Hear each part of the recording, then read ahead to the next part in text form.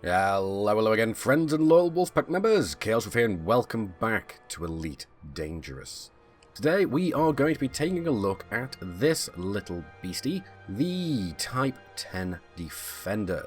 Now, this is going to be one of the few times that I don't have to put in the little caveat, bear in mind the prices are wrong because this is on the beta server, because this isn't.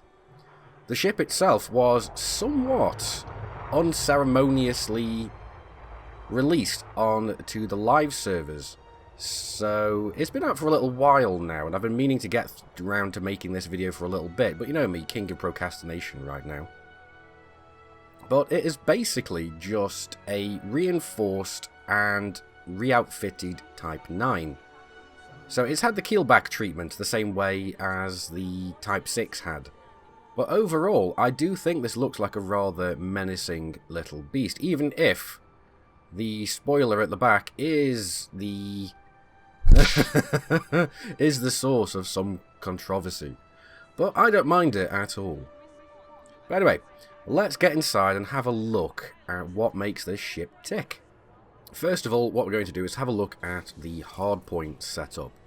As you can see, it has a lot of hardpoints. It actually has, if I remember rightly, 9 hardpoints. So it has the most weapons in the game.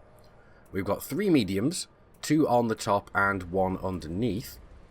We have 4 large hardpoints, 2 on top and 2 underslung. And 2 front-mounted small weapon points. So that's interesting. We've got a lot of DACA to work with here. As you can see, I've literally just fitted it out with gimbaled pulse lasers and gimbaled multi-cannons, and that's basically the stock setup that we're going to be going for today.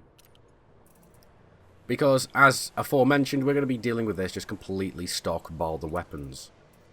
Nothing in the utility mounts, but it has 8, same as the other large ships. Core internals, this is where it gets interesting. You can fit up to a Class 8 power plant, yet as standard you start off with a Class 6. So there's a massive room for improvement there. Next are the thrusters, and they are Class 7, so they haven't changed from the Type 9 Heavy. So I'm curious to see how this is going to be affecting the ship's maneuverability. Next is the frameshift drive, and you can see that it comes as standard with a 6E, yet you can fit up to a Class 7. So that is a larger frameshift drive than the Type 9 Heavy. Life support is the same, Class 5, Class 6 power distributor, so that's the same as a Type 9 as well. So again, I'm curious to see how that's going to be affecting our weapons. Sensors are the same, and fuel tank is the same with the 64-ton fuel tank. Taking a look at the optional internals, they are actually exactly the same as a Type 9 Heavy. The only difference is that we get 2 Class 5 military compartments. Now, unfortunately, this doesn't mean that you can make this into a better trade ship than the Type 9. In fact, this ship actually is worse cargo-wise than the Type 9, even though the internals are roughly the same and have 2 extra compartments. Because the military compartments, we can only fit hull reinforcements, module reinforcements, or shield cell banks, which we don't have access to in this particular station. The main reason why this ship is worse cargo-wise than the Type 9, even though it's got the same chassis, is the minimum size of the shield generator. Whereas the Type 9 can actually have a Class 5 shield generator, the Type 10 is stuck with a minimum of Class 6. So whereas you would normally be able to fit around about 500 tons of cargo into a shielded Type 9, you're getting around about 480-ish into a Type 10, but why you would want to have it as a cargo runner is beyond me. That's what a Type 9 is for. Theoretically, you'll get a better jump range out of it, but I don't see the point in it. I would rather go for an Anaconda over a Type 10 anyway in that regard. So that's enough of taking a look at this in the outfitting department. Let's go and see just how well this handles. Now, first things first, let's go and see how fast this thing accelerates from a standing start. Now, bearing in mind this is completely stock, so this isn't actually as bad as I was expecting. It speeds up fairly quickly. And its standard stock cruising speed is 178 meters per second, so it's not terribly quick, but it's not terribly slow either. Let's see how quickly it slows down. All clear. Flight control signing Now it does seem like it takes a lot longer to slow down than to speed up.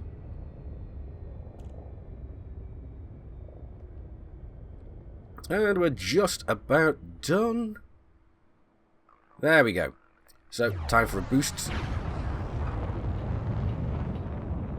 So, yeah, the boosting, we actually do get up to speed fairly quickly, and the boost sound is fairly interesting as well.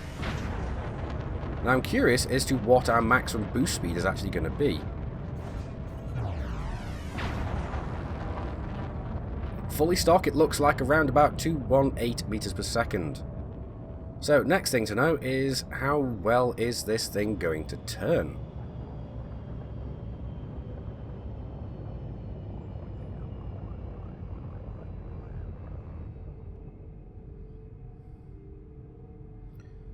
So, slow down into the sweet spot of 87 meters per second with all pips into engines. Let's go and see how well this thing pitches. Now, I've got to say, for a stock ship, this thing doesn't pitch all that badly. In fact, I was expecting this to take a lot longer to turn around. This pitches a lot better than the Type 9 and the Cutter. So yeah, that's interesting. Now, I'm rather curious as to see what the yaw is, because I've heard some good things about it. Now, the yaw's not terrible. It's not as slow as I was expecting it to be.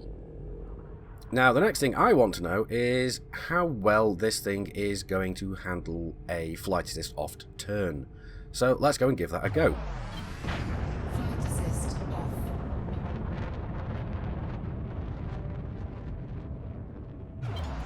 Flight assist on.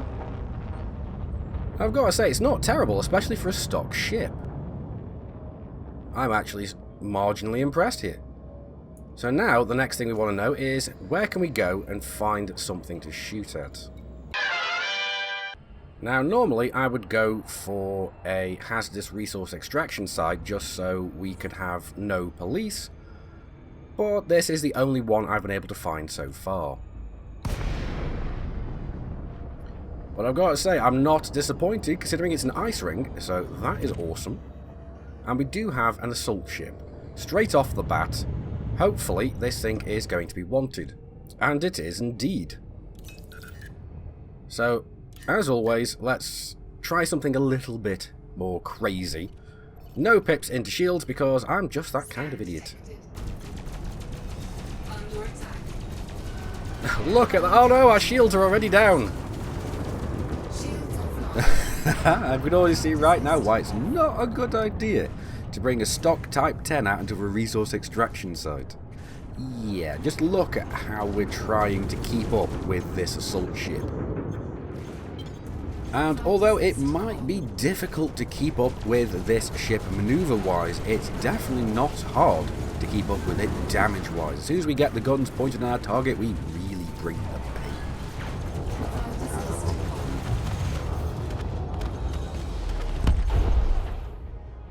So we've learned something valuable rather quickly here, and that is that the shields on this thing are woefully inadequate when you first buy the ship, so we definitely need to upgrade them. Now I'm curious though if we can find a small little ship that is wanted that we can just instantly detonate. Now I seriously think that firing on this wing is going to be extremely bad for my health, but I'm morbidly curious about what's going to happen.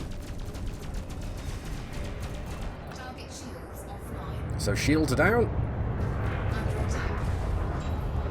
And the issue is we can't get turned around fast enough if I want to have pips into systems. But here we go. How long is it going to take for it to die?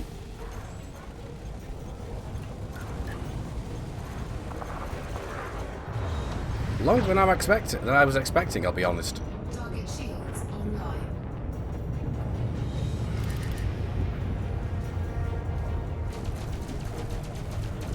Target shields offline. But I've got to say, I really do love seeing the spray Scan detected. of bullets and weapon fire coming out of this thing. But stock, it's not an idea to buy this thing and just go jumping out straight into combat, as we've seen here. Destroyed. anything even above average is you're gonna struggle with horrendously.